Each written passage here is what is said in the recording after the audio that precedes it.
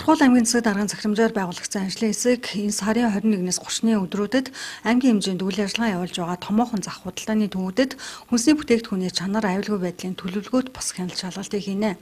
Өнөөдрөөс эхэлж байгаа хяналт шалгалтын хүрээнд иргэдийн хүнсний эргэлтэнд нийлүүлж байгаа импортын болон дотоодод тарьж ургуулсан төмс хүнсний ногоо, жимсгэн, хүлэмжийн тариалтын бүтээгдэхүүний чанар аюулгүй байдал болон пестицидийн үлдэгдлийн лабораторийн шинжилгээ хийж гарал үүслийг тодорхойлж бусад холбогдох шаардлагад нийцэж байгааг шалган тогтоож зөрчлийг арилгуулах үнэлэлт дүгнэлтийг өгөх юм аа.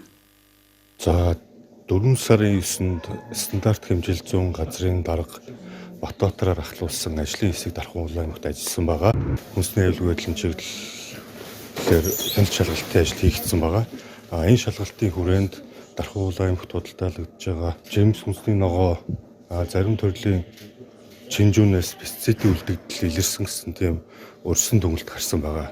Энэ дүгнэлттэй холбогдуулаад аймгийн засаг даргаас өгсөн үүргийн дагуу одоо өнөөдөр стандарт хэмжэлцэн газар хүнстэй аж ахуйн газар хүнсний аюулгүй байдал үндэсний лавлгаа лабораторийн гарсан ажлын хэсэг дархан зах одоо томоохон худалдааны төвүүд жимсгэн бөөнөр худалдан борлуулдаг аж ахуйн нэгжүүдийг хамруулсан хяналт лабораторийн шинжилгээтэй шалгалт хийгдэж байна.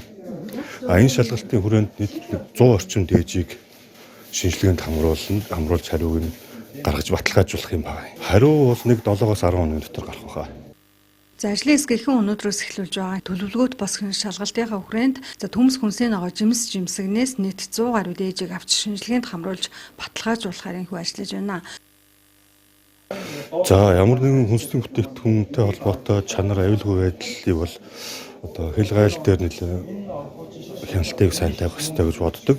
Хэрэглэгчид бүтээгдэхүүн худалдаж авахдаа нэгдүгээрт хадгалах хугацаа хаана ямар нөхцөлтэйгээр хадгалж байна. Хоёрдугаарт шинжилгээний баталгаа дүгнэлт байна уу? Гуравдугаарт нь одоо ямар орчин нөхцөлд хадгалагдсан байна гэдэг наад захын одоо анхан шатны мэдэгдэхүүнтэй байж бараа бүтээгдэхүүнээ худалдаж авал зүгээр. Ер нь бол зөрчил бүтээгдэхүүний баталгаажлалттай холбоотой зөрчлүүд бол нэлээд байгаа. Ерөнхийдөө бол нэг жилд 1-2 удаа төлөвлөгөөт шалгалт, төлөвлөгөөт тус шалгалт, урьдчилан сэргийлэх шалгалтуудаар хүнсний түүхий бүтээгдэхүүнүүдийг шинжилгээ баталгаажуулалтанд хамруулдаг байгаа. Хяналтын байгууллагын зүгээс. Ажлын хэсгийнхэн батлагдсан удирдамжийн дагуу хамтарсан хяналт шалгалтыг товлсон хугацаанд хийж гүйцэтгэн аймгийн засаг даргад 5 дугаар сарын 10-ны өдрийн дотор танилцуулах юм аа.